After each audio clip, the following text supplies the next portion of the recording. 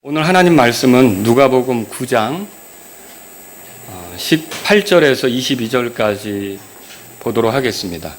그분께서 홀로 기도하실 때에 그분의 제자들이 그분과 함께 하더라. 그분께서 그들에게 물어 이르시되 사람들이 나를 누구라고 하느냐 하시니 그들이 대답하여 이르되 침례자 요한이라 하나 어떤 이들은 엘리야라 하며 다른 이들은 대언자들 중에 하나가 다시 일어났다고 하나이다 하며 그분께서 그들에게 이르시되 그러나 너희는 나를 누구라고 하느냐 하시니 베드로가 대답하여 이르되 하나님의 그리스도 신이이다 하며 그분께서 그들에게 엄히 명하사 아무에게도 그것을 말하지 말라고 명령하시고 다 같이요 이르시되 사람의 아들이 반드시 많은 일들로 고난을 당하고 장로들과 수제사장들과 서기관들에게 버림을 받아 죽임을 당하며 셋째 날 일으켜지리라 하시니라. 아멘.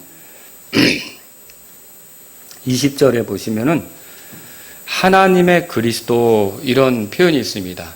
이걸 예수님에 대해서 그렇게 표현한 거거든요. 예수님은 누구냐? 하나님의 그리스도. 오늘 하나님의 그리스도 이런 제목으로 여러분에게 말씀을 드리겠습니다. 우리가 보는 이 본문은 영어 킹제임스 성경으로 볼 때 그리고 이 일이 일어났으니 이런 그 문구가 삽입되어 있어요. 사실 한글로는 번역이 되어 있지 않지만 그렇게 해서 시작되는 걸 알 수 있어요. 이런 표현으로 이 문단이 시작되는 것은요. 이게 이제 앞에 있었던 오병이어 사건 있잖아요. 이것과 조금 다른 사건이 지금 일어나고 있다. 그러니까 얼마나 시간이 흘렀는지 또 장소는 어디로 바뀌었는지는 모르지만 앞에 있었던 사건과는 또 다른 사건이 이렇게 진행되었다. 이걸 지금 얘기하는 것입니다. 자, 그때 그분께서 홀로 기도하셨다고 되어 있죠. 여러분이 누가복음을 읽어보면 예수님이 그렇게 많은 사람들을 상대하시면서도 기회가 날 때마다 홀로 기도하셨던 것을 볼 수가 있고 또 그때마다 제자들이 그것을 지켜볼 수 있게 하셔서 제자들도 기도하는 삶을 살도록 이렇게 본보이셨던 것을 볼 수가 있죠. 자, 그때 제자들이 그분과 함께 있었는데 이 예수님이 제자들에게 한 가지 물으셨던 게 있어요. 뭘 물으셨냐면 18절 우리 다 같이 읽겠습니다.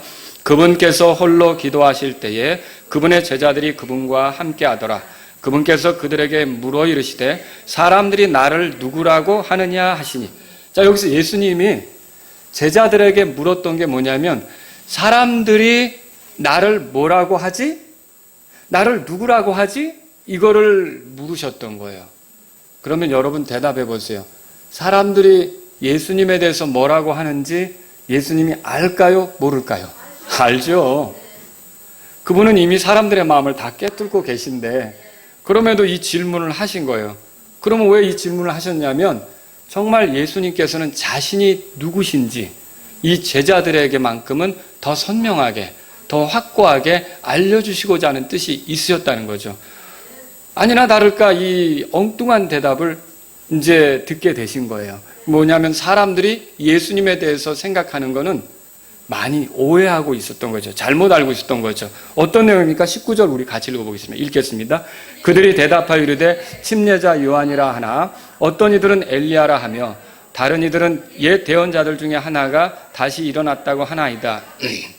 자, 이 침례자 요한은 얼마 전까지 활동했었던 대언자예요. 헤롯 왕의 죄에 대해서도 날카롭게 지적했던 대언자예요. 자, 이렇게 그 대언자 침례자 요한이 이렇게 다시 등장한 것처럼 사람들이 보고 있는 거예요. 또 엘리야는 누굽니까? 구약을 대표하는 대언자예요. 이스라엘이 영적으로 굉장히 어두웠을 때 그 우상 숭배에 빠져 있었을 때 그들을 돌이키려고 하나님이 쓰셨던 대언자예요. 정말 여러 가지 능력들을 나타냈던 그런 대언자죠. 또 대언자들 중에 하나라고 하는 것은 여러분 모든 대언자들은 사실 하나님께서 쓰시는 사람들이거든요. 자, 이렇게 예수님에 대해서 이런저런 침례자 요한이 또 다시 활동하는 것 같다. 아니면 엘리야가 등장해서 활동하는 것 같다. 아니면 대언자들 중에 하나가 또 등장해서 활동하는 것 같다. 이런 표현들을 했는데 이런 것들은 하나도 예수님의 마음을 즐겁게 할 수가 없는 것이었어요. 이런 대답들은. 그래서 결국 예수님께서 뭐를 또 묻게 되었냐면 이제 그 사람들은 그렇게 생각하는데 너희들은 어떻게 생각하느냐? 자, 예수님이 이 질문을 하신 것은 제자들에게만큼은 예수님이 누구신지 정확히 알려주고 싶으셨던 거죠. 우리 한번 읽어보겠습니다. 그래서 여기에 보면 그 20절에 같이 읽겠습니다. 그분께서 그들에게 이르시되 그러나 너희는 나를 누구라고 하느냐 하시니 베드로가 대답하여 이르되 하나님의 그리스도시니이다 하며. 자, 그러면 너희들은 나를 누구라고 하느냐? 자, 여러분들은 예수님을 누구라고 생각하십니까? 제가 윤리교과에서 발견한 건 4대 성인 중에 하나. 그리고 또 어떤 역사가들이 얘기하는 건 유대인, 또 어떤 혁명을 일으키거나 운동을 하는 사람들, 이런 사람들 보면 비폭력, 어떤 저항가, 운동가, 박의 정신이 투철한 분, 이런 식으로 표현하는 얘기들을 볼 수가 있는데, 베드로는 뭐라고 대답했냐면, 따라서 보세요. 하나님의 그리스도. 예수님을 뭐라 그랬냐면 그리스도라고 표현했어요. 여러분, 이제 우리가 그리스도라고 하면 그게 무슨 의미인지는 알아야 되지 않겠습니까? 예수는 이름이에요, 이름. 그러면 임동선, 목사 이렇게 하잖아요. 그런 것처럼 예수, 그리스도, 이렇게 그리스도라는 칭호가 붙는 거예요. 그래서 오늘 저하고 여러분이 함께 살펴볼 내용이 이 그리스도라는 것을 살펴보는 겁니다. 그래서 이 그리스도의 뜻이 뭐냐에 따라 이걸 적용하는 것에 있어서 그리스도가 하는 일이 뭔지, 그리고 그리스도께서 등장하는 것에 맞추어서 초림도 있고 재림도 있잖아요. 그 사역이 뭔지, 이런 걸 저하고 여러분이 함께 살펴보는 시간이 되었으면 좋겠습니다. 자, 그러면 그리스도라는 말이 뭐냐? 이게 그리스도라는 말은 헬라 말이에요. 그리스 사람들의 말이에요. 근데 이것을 똑같이 히브리 말로 이스라엘 사람들이 사용하는 말로 바꾸면 메시아라고 합니다. 그러니까 그리스도하고 메시아는 같은 거죠. 둘 다 그 뜻은 무엇이냐면요, 기름 부음 받은 자다, 그런 뜻이에요. 뭐라고요? 기름 부음 받은 자, 그런 뜻이에요. 자, 그러면 이게 어디서부터 온 거냐면, 그러니까 구약 시대의 이스라엘 사람들 가운데는요, 특별한 임무를 부여받은 사람들을 세울 때, 아무나 할 수 없는 일로 어떤 사람을 세울 때, 그때 그 사람의 머리에 기름을 부었어요. 자, 대표적으로 예를 들자면 제사장을 세울 때, 제사장은 아무나 할 수 있습니까? 하나님과 이스라엘 백성 사이에 중재 역할을 하는 거예요. 이 임무를 맡는데 이거는 아무나 할 수 있는 게 아니고 아론의 후손만 하게끔 되어 있습니다. 아론의 후손들 중에 이제 나이가 들어 제사장 일을 할 수 있는 사람이 되었을 때 그 사람을 제사장으로 세울 때는 머리에 기름을 부었다는 거죠. 또 여러분, 대언자들에게도 기름을 부었습니다. 대언자들이 하는 일이 뭡니까? 하나님의 말씀을 전달하는 거잖아요. 사람들에게 하나님 말씀을 알려주는 거잖아요. 이건 아무나 할 수 있습니까? 아무나 했다가는 거짓 대언자 소리 듣기 딱 좋죠. 그건 아무나 할 수 있는 게 아닙니다. 그래서 여러분이 성경 읽어보시면 엘리야가 엘리사를 부르는 과정에서, 이 엘리야가 엘리사를 부를 때 하나님이 그렇게 하라고 해서 부르는 거거든요. 그때 엘리사를 대언자로 부를 때 엘리야가 엘리사의 머리에 기름을 부어야 한다는 것을 하나님 말씀하신 걸 볼 수가 있다는 거죠. 또 누구에게 기름을 붓습니까? 왕에게 기름을 붓습니다. 왕은 아무나 할 수 없는 거예요. 자기 혼자 왕 되겠다고 설치던 압살롬, 여러분 그거 제대로 뜻을 이루지 못한 거 우리 알 수 있어요. 성경을 통해 보니까 사울이 이스라엘의 초대 왕인데 이 사울을 왕으로 세울 때 사무엘이 사울의 머리에 기름을 부었습니다. 그리고 사울을 이어서 왕이 된 사람이 누구죠? 다윗이죠. 다윗도 역시 사무엘이 찾아가 그 머리에 기름을 붓고 왕으로 지목하는 일이 있었습니다. 자, 그러니까 이제 사울에게는 어떻게 보면 경쟁자가 생긴 건데 다윗이 그 앞으로 왕이 될 거 아닙니까? 그래서 다윗이 못마땅해서 틈만 나면 다윗을 죽이려고 했단 말이에요. 근데 다윗은 그런 사울의 미움을 받으면서 사울이 죽이려는 위협을 당하면서 사울을 죽일 기회가 있었어요. 복수할 기회가 있었어요. 근데 그때마다 번번이 그 사울을 해치지 못하고 그냥 넘어가게 되는데 그 이유가 무엇이었는지 읽어보셨습니까? 예, 거기에 성경에 보면 주의 기름 부음 받은 자를 치는 것은 하나님께서, 주님께서 금하신다라는 믿음이 있었던 거죠. 그러면 여기서 무슨 말이냐면 주의 기름 부음을 받았다라는 것은 하나님이 세우셨다는 뜻입니다. 자, 이제 이런 것들을 정리하면서 여러분이 보셔야 돼요. 그럼 예수님을 가리켜 그리스도라고 하는 것은요, 하나님이 그분을 세우셨다는 뜻이에요. 특히 지금 구약에 말해주고 있는 이 대언자나 제사장이나 왕같이 그렇게 특별한 일을 위해서 그런 일을 하도록 세워주신 분이 그리스도다, 이렇게 말할 수 있는 거죠. 여러분, 그러면 어떻게 예수님은 대언자로서의 일을 합니까? 예수님 삶 자체가 하나님 말씀이에요. 하나님이 거룩함을 기뻐하신다는 걸 보여주고 있어요. 하나님이 죄를 싫어한다는 걸 보여주고 있어요. 그분이 십자가로 드러난 것은 하나님의 공의를 드러내고 있어요. 그분이 이렇게 죄인들을 품으시는 그 십자가의 피를 흘려주신 거 있잖아요. 이런 것들은 하나님의 은혜, 하나님의 용서, 이런 것들을 계시하고 있어요. 그러니까 예수님 삶 자체가 하나님 말씀이에요. 하나님이 어떤 분인지를 너무도 잘 알게 하시는 분이 예수님이라는 거죠. 그래서 모세는 이스라엘 백성, 광야 생활하는 이스라엘 백성에게 뭐라고 말했느냐? 신명기 18장 15절에서 주 내 하나님께서 내 한가운데에서, 내 한가운데라는 말은 이스라엘 백성 한가운데서 그 뜻이에요. 곧 내 형제들 중에서 나와 같은 대언자 하나를 너희를 위하여 일으키시리니 너희는 그의 말에 귀를 기울일지니라 그랬어요. 그러니까 너희들 중에 나와 같은 대언자 하나를 일으킬 텐데 그분의 말에 귀를 기울여야 된다. 그러면 모세가 말했던 이 대언자는 누구를 가리키는 거예요? 예수님에게서 성취되는 거죠. 예수님이 대언자로서 기름 부으심을 받은 분이다 라고 말할 수 있는 거예요. 더군다나 히브리서 1장에 보면, 자, 예전에는 뭐 대언자들을 통해 뭐 꿈으로나 여러 가지로 말씀하셨지만 히브리서 1장에 보니까 2절에 뭐라고 말해지고 있냐? 마지막 날들에는 자신의 아들을 통해 우리에게 말씀하신다, 하나님께서. 그렇게 말하고 있어요. 그러면 예수님은 대언자가 확실한 거죠. 그죠? 하나님이 계획한 게 뭐고, 하나님이 뜻한 게 뭐고, 하나님이 약속하신 게 뭔지를 충분히 보여주시는 분이 예수님이시란 말이죠. 자, 예수님은 또 제사장으로서도 기름 부음을 받으셨다라고 말할 수가 있죠. 예수님은 지금 어디에 계십니까? 예수님의 몸은 실제로 하늘에 있죠. 하늘에서 뭐 하고 있습니까? 자신의 피를 가지고 하늘 성소에 들어가셨죠? 거기서 우리를 위해 중보하고 있다는 거 믿으십니까? 그분을 의지해서 나아가는 자들을 변호하시는 거예요.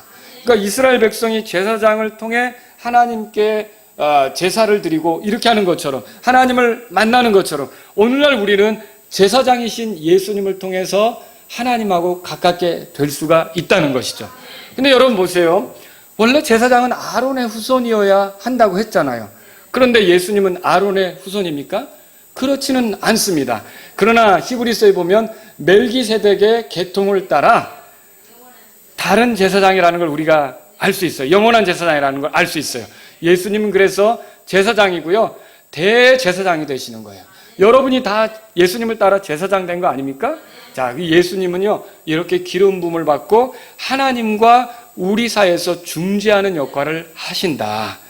여러분, 그래서 그리스도예요. 또 예수님은 왕이십니다.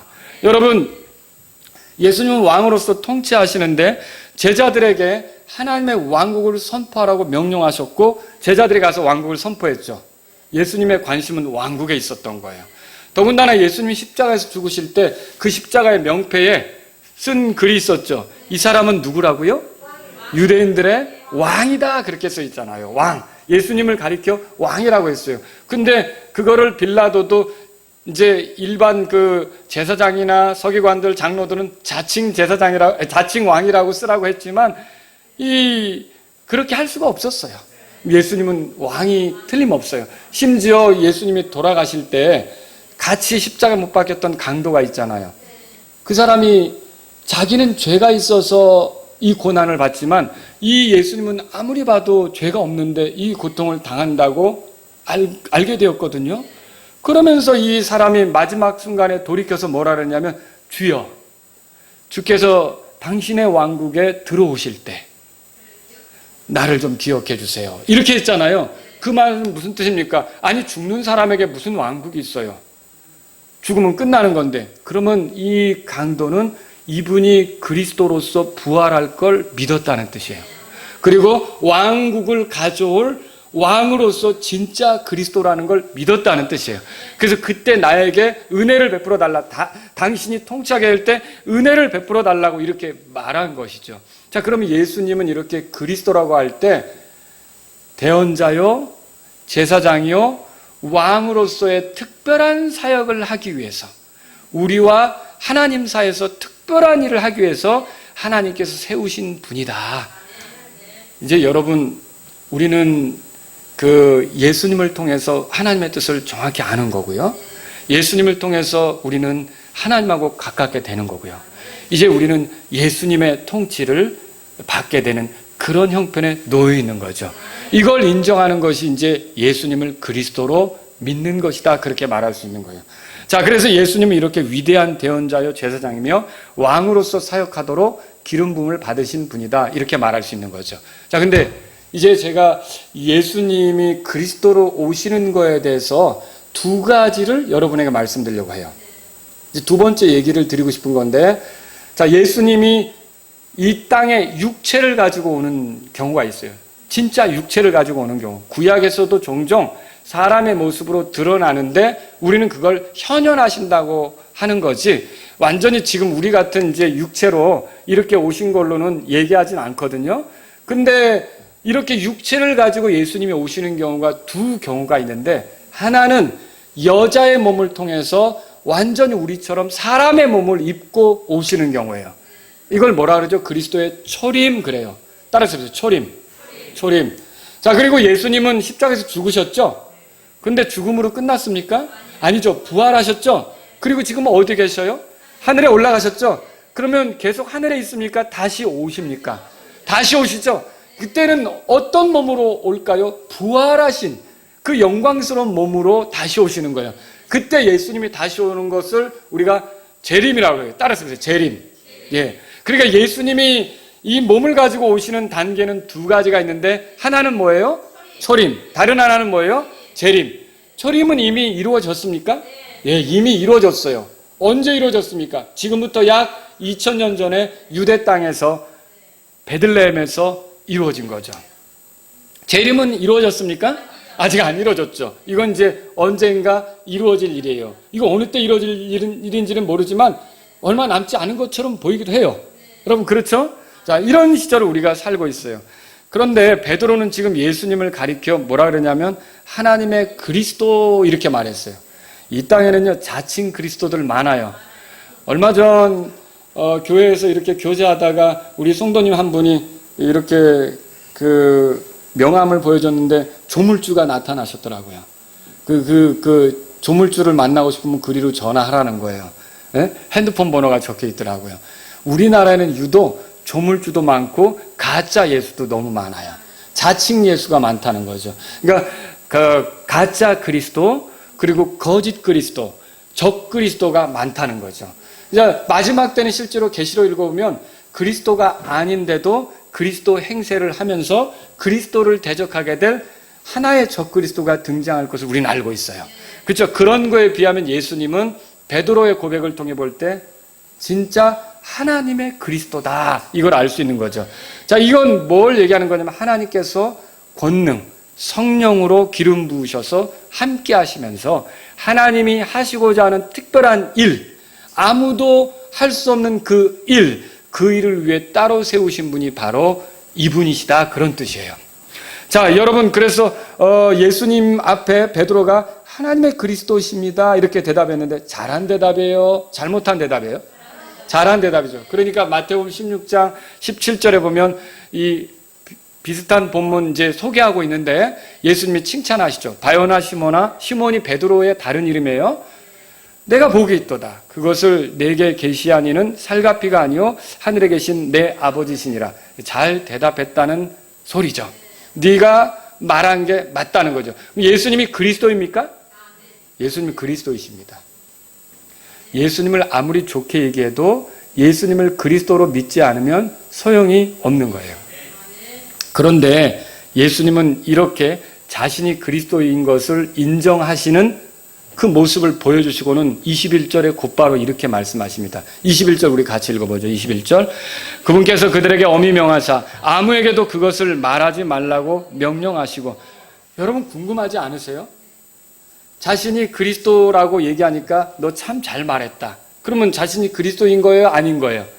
그리스도죠. 예수님의 입장에서는. 근데 이거 말하지 마라. 왜 이렇게 하셨을까? 아니 그리스도라면 더 떠들고 더 얘기하는 게 낫지 않을까? 근데 여러분 이것은 왜 이렇게 된 거냐면요, 많은 그 당시의 유대인들이요 그리스도의 초림과 그리스도의 재림을 이해하지 못하면서 그냥 그리스도를 뭉뚱그리 이렇게 하나로 묶어서 말하자면 한 가지 생각에만 집중하고 있어 그리스도의 사역에 대해서 충분히 이해하지 못하고 있기 때문에 이런 말씀을 하신 거예요.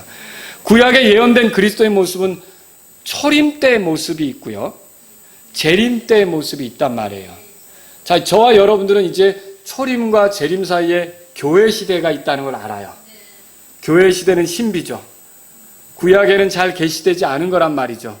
그런데 여러분, 저와 여러분들은 교회 시대가 있다는 걸 알고 있죠? 유대인들은 교회가 있다는 걸 알까요, 모를까요? 그게 유대인들에겐 계시된 게 아니란 말이에요.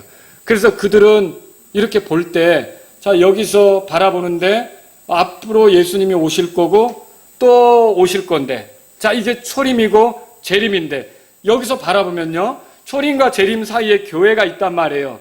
자, 이걸 안 보니까 이 초림이란 산봉우리하고 재림이란 산봉우리가 그냥 같이 붙어 있는 것처럼 보이는 거예요. 그러니까 그 사람들은 큰 구분을 안 하고 하나로 보아 버리는 거죠. 그래서 어떤 일이 벌어집니까? 여러분과 제가 이사야서 한번 찾아보겠습니다. 이사야서 9장. 이사야서 9장. 이사야서 9장 6절에서 7절까지 보겠습니다. 이사야서 몇 구절을 보려고 합니다. 자, 같이 읽겠습니다. 이는 한 아이가 우리에게서 태어났고 한 아들을 우리에게 주셨는데, 자, 이거는 그분의 초림에 대해서 얘기하는 거예요. 그렇지 않습니까? 아기가 태어났다. 아들을 우리에게 주셨다. 계속 읽겠습니다. 그의 어깨에는 정권이 놓이고 그의 이름은 놀라우시니 좋은 자, 강하신 하나님, 영존하는 아버지, 평화의 통치자라 할 것이기 때문이라. 평화의 통치자, 그분이 누군지를 소개하고 있죠. 근데 7절 넘어가 보세요. 이사야서 9장 7절 다 같이 읽겠습니다. 그의 정권과 화평의 번창함이 끝이 없으며 그가 다윗의 왕자와 그의 왕국 위에 군림하여 그것을 정비하고 이제로부터 영원토록 판단의 공의와 정의로 그것을 굳게 세우리라. 만군의 주의 열심히 이것을 이루리라. 그러면 7절은 이렇게 되어 있어요. 다윗의 왕자와 그의 왕국에 군림하여 그걸 정비하고 통치하신다고 되어 있어요. 자, 이거는 초림 때 이루어집니까? 재림 때 이루어집니까? 아직 안 이루어졌죠? 그럼 언제 이루어지는 거예요? 재림하셔야 이루어진다는 거죠. 자, 이렇게 한 구절 사이에서도 어떤 건 초림을 말하고 어떤 건 재림을 말하는 거예요. 그러니까 이게 예수님에 대해, 그리스도에 대해서 말하는 게 이렇게 어떤 것은 초림에 관한 예언이고 어떤 것은 재림에 관한 예언이 되는 거죠. 이사야서 52장 펴보세요. 이사야니까 같이 52장 가보세요. 52장. 그래서 구약에 예언된 그리스도의 모습에는 크게 두 가지. 따라서 보세요. 왕의 모습. 또 따라서 보세요. 종의 모습. 네, 왕의 모습도 있는가 하면 종의 모습도 있다는 거죠. 이 두 가지가 다 있는 거예요. 자, 그럼 이사야서 52장 여러분이 찾으셨으면요, 13절 14절 보세요. 자, 제가 읽을게요. 13절은 보라 내 종이 슬기롭게 행할 터인즉. 이거 그리스도에 대한 예언이에요. 근데 그리스도를 뭐라고 표현했어요? 왕이 아니라 여기서는 종이라고 표현했어요. 그가 높여지고 격찬을 받으며 지극히 고귀하게 되리라 그랬죠? 자, 그 다음 14절 다 같이 읽겠습니다. 그의 얼굴이 누구보다도 더 상하였고 그의 모습이 사람들의 아들들보다 더 상하였으므로 많은 사람이 너를 보고 놀랐느니라. 그러면 14절의 모습은 이게 초림 때 모습이에요? 재림 때 모습이에요? 초림 때 모습이죠. 예수님이 십자가 못 박히기 전에 맞고 채찍에 상하고 이런 것을 여기서 얘기하는 거 아닙니까? 그렇죠? 그러면 예수님이 이렇게 초림으로 오시는 모습하고 재림으로 오시는 모습이 좀 다르다는 거죠. 자, 그런데 그 당시 유대인들은 어디에 더 관심이 많았을까요? 왕으로서 오셔서 그들을 로마로부터 벗어나게 하는데 더 관심이 많았던 거죠. 영웅적인 그리스도, 고난받는 종으로서의 그리스도가 아니라 히어로, 영웅으로서의 그리스도에 관심이 더 많았던 거죠. 그들에게 예수님을 그리스도라고 소개한다면 어떤 일이 벌어질까요? 고난받는 것은 생각하지 않고 이제 예수님을 앞세워서 우리 왕국을 회복하자는 뜻으로 로마와 전쟁을 벌이면서 수많은 유대인들이 피 흘리게 되는 그런 끔찍한 일이 생기게 되는 거 아닙니까? 피를 흘리고자 오신 분은 예수님인데 그 전쟁으로 많은 유대인들이 피를 흘려야 된다면 그게 어찌 예수님이 기뻐하실 일이겠습니까? 왜 말하지 말라고 하셨는지 알겠죠? 지금 분위기가 예수님을 그리스도라고 얘기할 때 초림에 초점을 맞추어서 그리스도를 이해하는 게 아니라 이 왕으로서 등극하고 통치하실 그리스도에 대한 생각이 가득하니까 그리스도라고 얘기해도 엉뚱한 생각을 그들이 할 수밖에 없는 거예요. 이건 제자들도 마찬가지예요. 제자들도 마찬가지라는 걸 어떻게 알 수 있냐면은 그 다음 구절을 보면 알 수 있죠. 22절 우리 같이 읽어보겠습니다. 22절. 누가복음 9장 22절입니다. 같이 읽겠습니다. 이르시되 사람의 아들이 반드시 많은 일들로 고난을 당하고 장로들과 수제사장들과 서기관들에게 버림을 받아 죽임을 당하며 셋째 날에 일으켜지리라 하시니라. 자, 이 22절은 초림 때 예수님이 오셔서 궁극적으로 하실 일을 보여주고 있는 거예요. 결정적으로 하실 일. 근데 그 당시에 다수의 유대인들은 그리스도가 오면 이런 일을 하기보다는 왕으로서 통치할 것만 생각을 하고 있는 거죠. 그러니까 그리스도라고 얘기해봐야 제대로 받아들일까요? 엉뚱한 기대만 하고 예수님을 보겠죠. 자, 그런데 이거는 제자들도 마찬가지예요. 저 예수님이 이런 말씀했을 때 여기는 안 나오지만 마태복음 바로 이 말 끝에 베드로가 뭐라 그래요? 주여? 그럴 수 없다고 얘기하잖아요. 그러면 베드로는 예수님을 그리스도라고 고백한 건 맞는데 베드로도 그 당시 유대인들하고 똑같은 입장에서 영웅적인 그리스도, 왕으로 통치할 그리스도를 생각하는 거 아닙니까? 똑같은 입장에 있다는 거예요. 그래서 예수님은 말하지 말라고 한 거예요. 아직 들을 준비가 되어 있지 않은 거죠. 여러분 여기서 굉장히 중요한 걸 보게 되는데 같은 성경이라도 골라서 믿으려고 하는 게 굉장히 위험하다는 거예요. 이단들의 특징은 뭐죠? 성경 중에 자기들이 필요한 것만 따서 보려고 하는 거죠. 아니 예수님이 고난받는 종으로 오는 것도 있고 왕으로 통치하는 것도 있고 그리스도로 오실 때 또 어린 양으로서 오는 것도 있고 하나님의 어린 양, 그 다음 유다 지파의 사자로 오는 것도 있고 짐승으로 보면은 어린 양으로 오는 건 희생당하시기 위해 오는 거고 유다 지파의 사자로 오시는 거는 사자는 왕의 상징 아닙니까? 통치하러 오는 거 아닙니까? 그런데 어린 양으로서는 받아들이고 싶지 않은 거예요. 자, 이거는 죄인을 대신한 헌물로 오시는 거란 말이죠. 그리고 이거 나중에 오실 땐 죄인들을 심판하기 위해 오시는 거란 말이죠. 그런데 이거 죄인을 위한 희생물로 오신 예수님에 대해서, 그리스도에 대해서는 생각을 하지 않는 거죠. 그러면 골라 믿는 거 아닙니까? 여러분 우리 이거 조심해야 돼요. 내가 성경을 볼 때 내가 믿고 싶은 부분만 이렇게 받아들이려고 하는 게 유대인들과 같이 예수님의 이 제자들과 같이 그런 함정에 빠질 수 있다는 걸 알고 저와 여러분들은 창세기부터 계시록까지 하나님 말씀은 내 이성으로 납득이 안 될 때라도 아멘 하시면서 여러분 그리고 언젠가 성령님 의지해서 읽다 보면 깨닫게 될 거 아닙니까? 여러분이 그렇게 하나님 말씀을 존중하실 수 있기를 바랍니다. 유대인들로서는 그 당시에 상황이 그래요. 그냥 여기서부터 벗어나는 게 좋은 거예요. 로마로부터 벗어나는 게 좋은 거예요. 그러다 보니까 여기서부터 구출해 줄 메시아만 기다렸지 자기들이 얼마나 심각한 죄 가운데 있는지 그 죄 문제를 해결할 그리스도에 대해서는 생각도 못하고 있었던 거죠. 여러분 여기 22절 우리가 지금 봤는데 초림 때 예수님이 하실 일, 결정적으로 하실 일 네 가지를 이 문장 안에서 발견할 수 있어요. 첫 번째는 뭐냐면 고난 당하시는 겁니다. 그죠? 찾을 수 있겠죠. 이사야서 53장에 가보면요.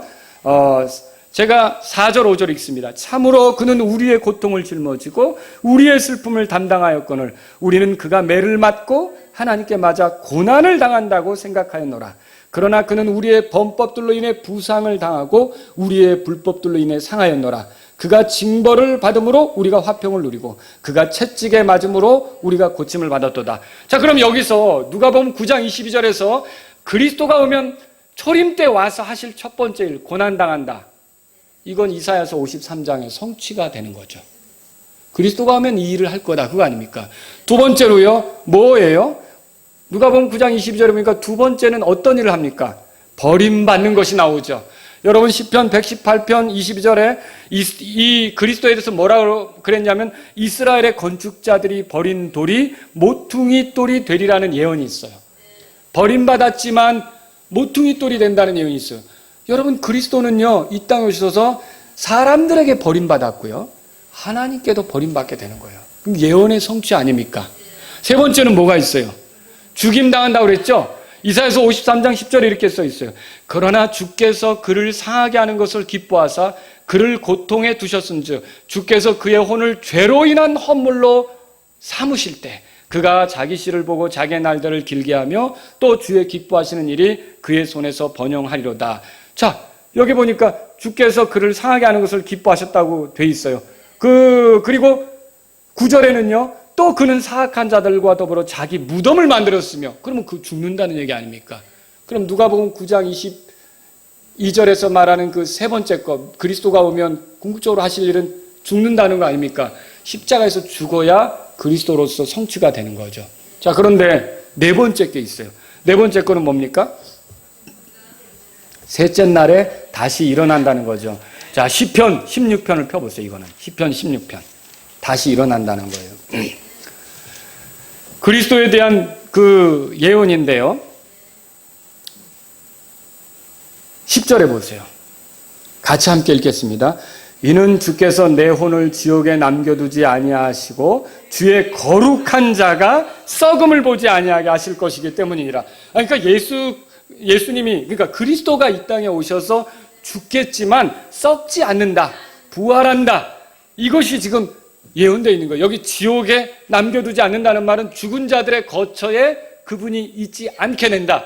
이것이 예언되어 있는 거죠. 그래서 지금 이 네 가지 사건을 누가복음 9장 22절에서 예수님이 말씀하셨는데, 왜 이 말씀하셨냐면 그리스도라고 아직 얘기하지 말라고 하시면서 이 일련의 사건, 그리스도가 초림하실 때 이루어질 일들 있죠?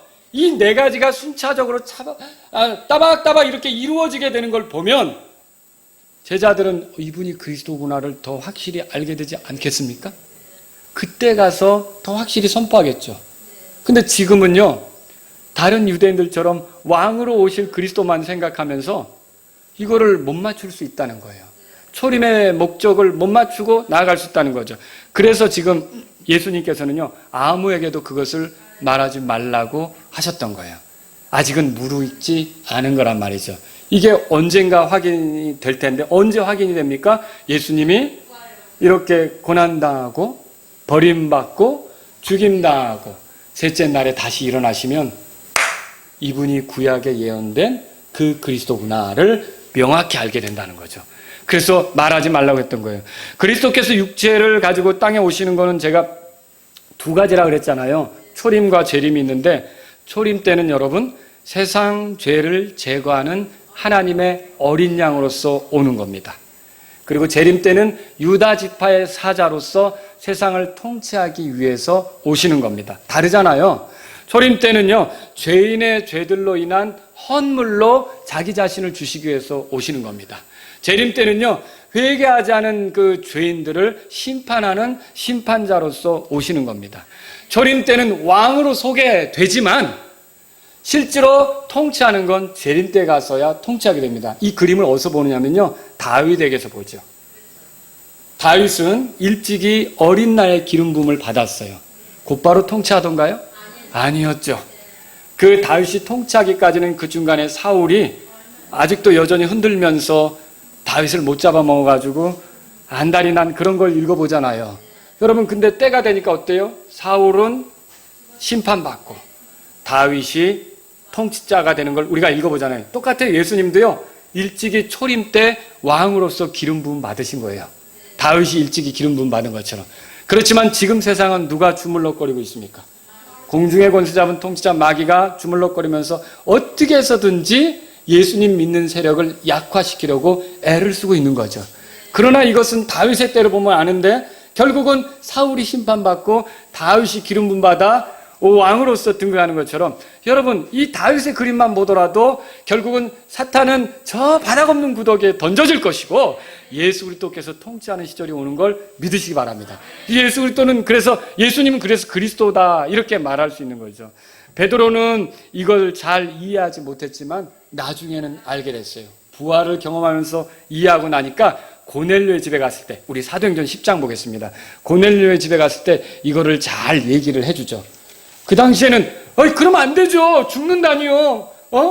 아이고 이렇게 버림받는다니요. 안 되죠. 그렇게 했던 사람이 이젠 고넬료의 집에 가서 잘 얘기를 해주는데 뭐라 그러냐. 38절 우리 같이 읽겠습니다. 38절 하나님께서 나사렛 예수님께 성령님과 권능으로 기름을 부으심에 그분께서 두루 다니시며 선을 행하시고 마귀에게 억눌린 모든 사람을 고치셨으니 이는 하나님께서 그분과 함께 하셨기 때문이라.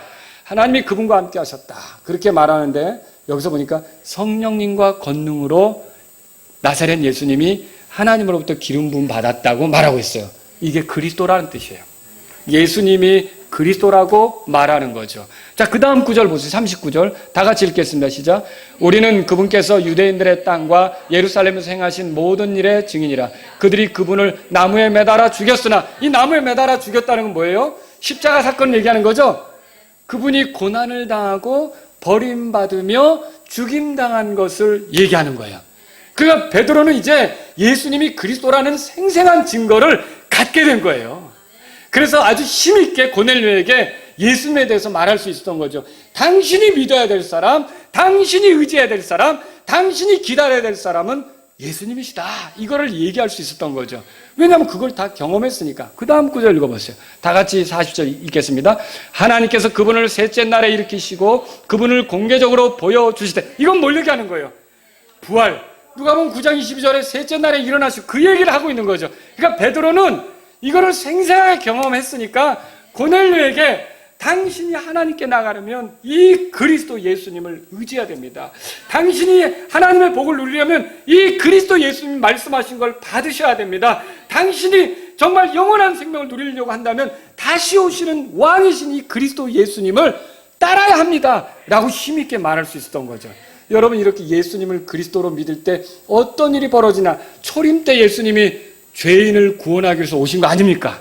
죄의 헌물이 되어서 죄들을 용서받게 하려고 온 것이 아닙니까? 여러분과 제가 예수님을 그리스도로 믿는다면 그분은 어린 양으로서 오셔서 내 죄 문제를 해결해 주신 거예요. 십자가에서 죽으시고 피 흘리심으로 나를 모든 죄에서 깨끗하게 하신단 말이죠. 그러면 어떤 일이 벌어지겠습니까? 43절에 보세요. 다 같이 읽겠습니다. 그분에 대하여 모든 대언자들도 증언하되 누구든지 그분을 믿는 자는 그분의 이름으로 말미암아 죄들의 사면을 받으리라 하느니라. 아주 확고하게 이분이 그리스도이기 때문에 이분을 믿으면 죄사함을 받습니다. 죄들의 용서를 받습니다. 당신이 하나님 앞에 떳떳이 설 수 있게 되고 당신이 그분이 다시 와서 왕국을 세우면 그 왕국에 참여하고 확실히 심판자 예수님께서 오실 때 겁낼 필요가 없는 그런 사람이 됩니다. 여러분 이해하시겠죠? 예수님의 은혜로 예수님의 피로 죄들의 용서를 받습니다. 이렇게 얘기할 수 있었던 거죠. 이거는 베드로가 예수님이 그리스도인 거를 명확하게 확신하게 되니까 힘있게 증언하게 된 거 아닙니까? 고넬료는 믿었어요? 네, 믿었던 거죠. 여러분 베드로는 여기서 끝나지 않습니다. 사도행전 2장으로 가보세요. 사도행전 2장. 여기서 보면 자 오순절에 흩어져 살던 유대인들이 모인 거 아시죠?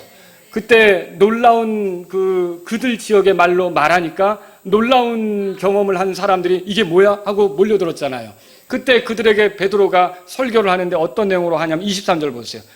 그분께서 하나님의 정하신 계획과 미리 하심을 통하여 넘겨짐에 너희가 그분을 붙잡아 사악한 손으로 십자가에 못 박아 죽였으나 이거는 그분이 고난당하고 버림받고 죽임당하는 것이 그냥 된 게 아니라 하나님의 계획에 의해 된 거라는 거죠. 그럼 지금 예수님의 제자들에게 내가 이제 예루살렘에 올라가서 서기관과 장로들에게 붙잡혀서 고난당하고 버림받고 죽임당하는데 이거는 갑자기 힘이 없어서 나온 일이에요? 갑자기 생긴 일이에요? 하나님의 계획 속에 나온 거예요. 하나님의 계획 속에 나온 거죠. 그러니까 이 계획을 미리 알고 있던 예수님은 그 미리 하심에 의해서 제자들을 확신시키려고 예언적으로 들려주시게 된 거죠. 그 다음 구절 보세요. 24절에 하나님께서 그분을 사망의 고통에서 풀어 일으키셨으니 이는 사망이 그분을 붙들 수 없었기 때문이라. 다윗이 그분에 관하여 말하되 내가 항상 내 얼굴 앞에 계신 주를 미리 보았나니 그분께서 내 오른편에 계심으로 내가 흔들리지 아니하리로다. 이러므로 내 마음이 기뻐하고 내 혀도 즐거워하였으며 더욱이 내 육체도 소망 중에 안식하리니. 다 같이요. 이는 주께서 내 혼을 지옥에 남겨두지 아니하시고 주의 거룩한 자가 썩음을 보지 아니하게 하실 것이기 때문이니. 구약에 아까 우리 읽은 말씀 있죠.